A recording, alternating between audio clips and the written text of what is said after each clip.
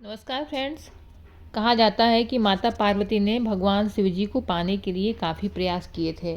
वह उन्हें पति के रूप में पाना चाहती थी। इसके लिए उन्होंने कठिन तपस्या की जो कि वर्षों तक चली। तपस्या कठोर थी, इस कारण माता के शरीर का रंग गोरे से सांवला हो गया। माता की तपस्या से भोलेनाथ प्रसन्न हुए और उनका विवाह हुआ।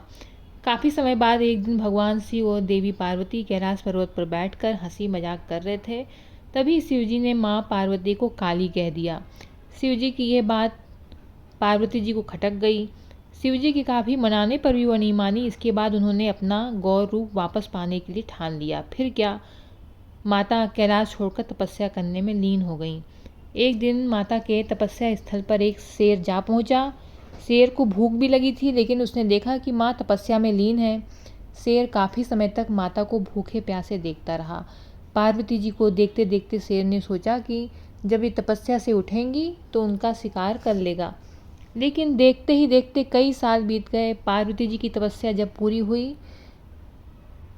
तो भगवान शिव प्रकट हुए और माता को गौरवर्ण यानी माँ गौरी होने का वरदान दे दिया। तभी से माँ पार्वती महागौरी कहलाने लगी।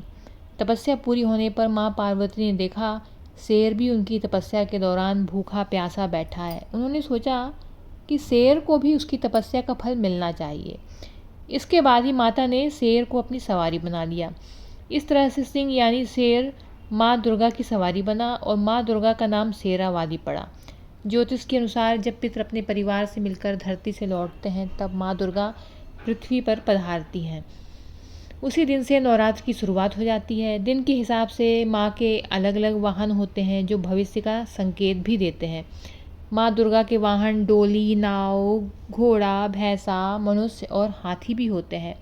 मान्यता के अनुसार अगर नवरात्र रविवार या सोमवार से शुरू हो रहे हैं तो माँ का वाहन हाथी होता है, जो ज़्यादा बारिश के संकेत देता है। ये इस बात का भी संकेत देता है कि आपका यह साल खूब अच्छा बीतेगा, सुपरिणाम भी मिलने की संभावना है। वहीं अगर नवरात्र मंगलवार और शनिवार से शुरू है तो माँ का वाहन घोड़ा होता है, जो सत्ता परिवर्तन का संकेत देता है।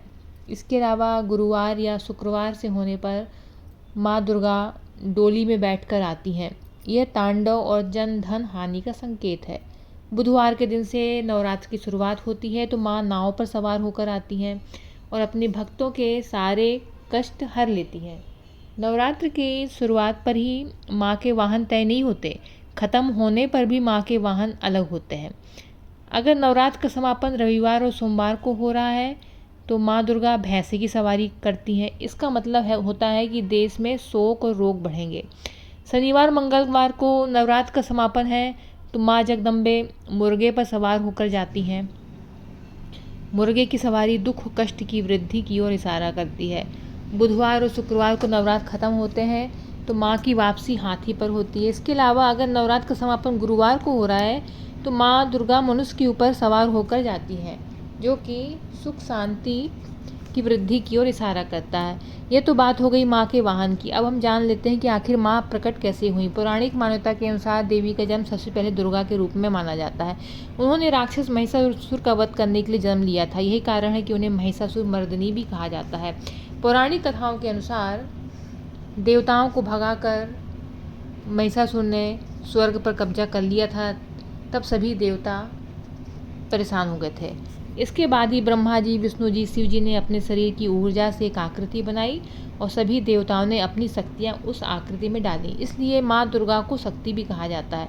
माँ दुर्गा की छवि बेहद सौम्य आकर्षक थी और उनके कई हाथ थे। क्योंकि सभी देवताओं ने मिलकर उन्हें शक्ति दी है, इसलिए सबसे ताकतवर भगवान मानी जाती हैं।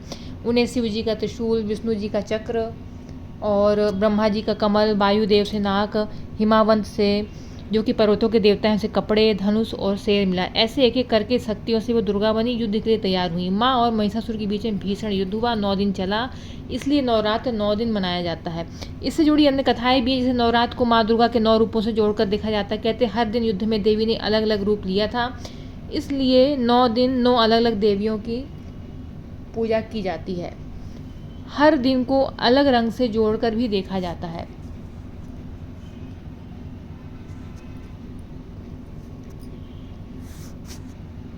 तो फ्रेंड्स, ये वीडियो अच्छा लगे तो शेयर कर दीजिएगा।